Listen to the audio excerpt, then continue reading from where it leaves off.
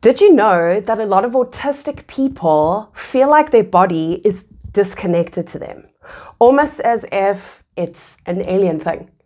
It's a part that doesn't belong to them. This is because of something called interoception. And interoception is a sense. We don't have 5 senses, we actually have 8 senses. The 5 senses you all know: sight, touch, taste, smell. But there are another 3 that relate to how we sense our body in space. So there's something called proprioception. And if you're ADHD, you'll know that this is something that you're not that good at. Because proprioception, that is about knowing where your limbs are in space. So if you're ADHD, you probably find yourself bashing into things all the time, dropping, maybe if you're playing a ball game, throwing a ball way harder than you actually meant to. And this is about our proprioception. It works slightly differently in neurodivergent brains. So there's proprioception, there's also vestibular. So this is about your movement in space. So if any of you get car sick like me, or if you are a person who gets motion sickness, that is your vestibular system at work trying to orient itself and figure out where it is in space. And then we come to something called interoception. And this is a possible explanation for why, if you're autistic, your body sometimes doesn't even feel like it belongs to you. Some autistic people call it their meat suit, the dense object that their soul has to sort of control and float around about and deal with on a daily basis, that sends all these confusing mix of signals that are so loud and that you just wish you could turn down the mute button. That is interoception. Interoception is an internal thing, and it is about your own internal awareness of the signals that you are receiving about what's going on inside your body. So it has nothing to do with the external environment in terms of what's happening out there. It's all about what's happening inside here. And it's a lot to do about the state of balance in your body. So the homeostasis in your body. So interoception has 2 layers to it. One is about how you physically feel in your body. So things that your body normally does without you realizing, controlling your body temperature, your hunger, your thirst, your digestion. So the kind of signals that your body would say to you to let you know if you're hungry or thirsty, or if you need to put on a warm jacket or take one off. So that is the one aspect. The second aspect of interoception or interoceptive awareness is your emotions. And this is something that a lot of autistic people struggle with.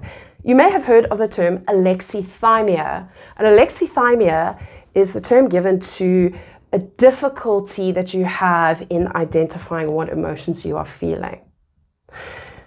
It's not that autistic people don't feel any emotion. It's more that they often just feel this blob, and it feels like it has no specific shape or curves or lines. It's just this blob of feeling. And often, because it's this unidentifiable blob, it can make you feel anxious because you know that there's something there, but you're not quite sure what it is. This is a difference in interoceptive awareness that seems to be common in autistic people, and it is something that can actually be worked on. Now, research shows sort of mixed results, but there are some theories about how it's not like autistic people are getting no signals. It's actually maybe that they are getting way more than the average person. It's very difficult to sort through all those signals. And so there's this rush of signals coming at you about your feelings, and it's very hard to determine what it is. It's kind of this blob, like a needle in a haystack. A neurotypical might get one signal about they are feeling angry at something, and that is a particular needle. And they've got a nice little neat stack of needles, right? So one comes up at a time and they're able to identify it. For an autistic person, it's like you've got a whole haystack made out of 1,000 needles. Oh wow, this metaphor is falling apart, but it's okay. Stick with me. So you've just got all these needles coming at you, and that leads to this anxiety because it's this fear of, what is this? I don't know what I'm feeling. And so a lot of autistic people get overwhelmed because they they've definitely been signaled that there is emotion going on, but they don't know what it is. This is something that you can actually practice recognizing. Alexithymia is something that's common, but it just requires a bit of a retraining of your system. Sometimes it uses cognitive awareness, so talking about emotions, seeing where they are felt in the body, so you get to know what emotions are, so that you're able to better sift through that blob. Other times it's about being somatic, sitting in your body, paying attention to your bodily signals, and seeing where that feeling is sitting, because often the location can also give you a clue about the emotion that you're experiencing. So that is emotional awareness, and that's the second component of interoception. The third component is interesting. It is the awareness of the self. So I think it was Men in Black where there was that little alien man inside a human body running things, sitting in there like the ghost in the machine. And that's kind of the idea I get when I think about interoceptive awareness and awareness of the self. It's like I'm a soul, there's a soul, and the soul is controlling this body, but there's this big disconnect. It's like the soul is a separate little alien creature, and then the body is this machine. And there's a very definite separation. And this is how I imagine it, how it is for autistic people when they feel like their body is an alien thing. It's just a machine that they're running from a distance and they're looking at it from a distance. It's this heavy, dense meat suit that they've got to pay attention to, that's sending them this flurry of messages all the time in blob formats. It's very difficult to understand or identify, and it just causes overwhelm. And the third aspect is this awareness of the self. This is why so many women get misdiagnosed with borderline personality disorder, because one of the features or symptoms is an unstable sense of self. But autistic people don't have the unstable sense of self in the way that a borderline person might. It's more about it's kind of like that big amorphous blobby thing. It's you feel like you're there. There's a bit of your wisp over there somewhere in your body region on the inside, and there's a bit of your wispy identity there. And so it kind of feels like a little bit disparate, a little bit disconnected. And so this is where interoceptive awareness functions differently in autistic people. So you might be autistic and feel like at times you feel like there's this sort of weird disconnect between self. This is why sometimes autistic people also find themselves being diagnosed with dissociative disorders. And there's debate on whether dissociation is pathological, if it is actually something that needs treatment, or if it's just a state of mind that can be sort of accepted and lived with and dealt with. Autistic people, and maybe because of the differences in their interoceptive awareness system, tend to dissociate on average a lot more than your otherwise typical or neurotypical people. So this disconnect between the self can come across as feeling like you don't know who you are, you feel like you're not real sometimes, or you feel like you're not grounded.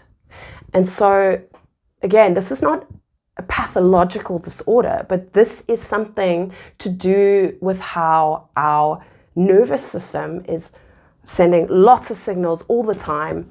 There's an over-connectedness in our nervous system and communicating through all these signals. And so often we're getting all this information and it's not refined, and it's up to us to practice refining those systems so that we can pick out what is going on. It's something to work with, and you can work on it through grounding techniques, somatic techniques, getting connected to your body, healing the relationship with your body. So many autistic people struggle with their bodies because of this difference or variation in interoceptive awareness. It's not pathological. This is something that you can concentrate on and connect with and learn language for. And if you're nonverbal, there are other ways to learn connection points with it. I find grinding. I find grounding techniques to be extremely useful when I'm feeling disconnected. So many people develop dissociative disorders, eating disorders, body dysmorphia when they're autistic. And it's my personal opinion, I'm still doing research on this, but it's my opinion that it's actually more to do with refining that interoceptive awareness, working with your neurotype. We have an overactive nervous system. We don't prune as much. So in childbirth, many neurons fall away and things are more targeted.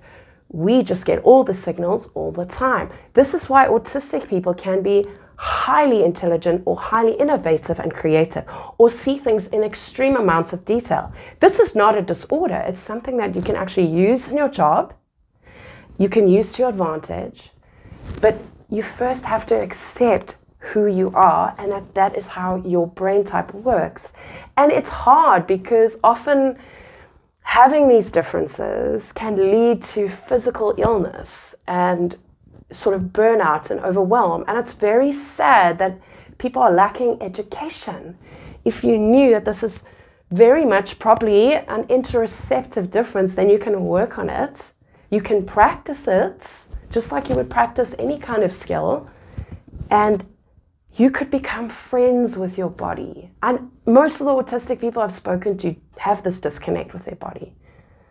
And it seems like it might just be the messaging system in your nervous system that gives you this awareness of bodily sensations and emotions. And that is why autistic people sometimes feel that their body is this alien thing. If you would like to work on it, book a counseling session with me.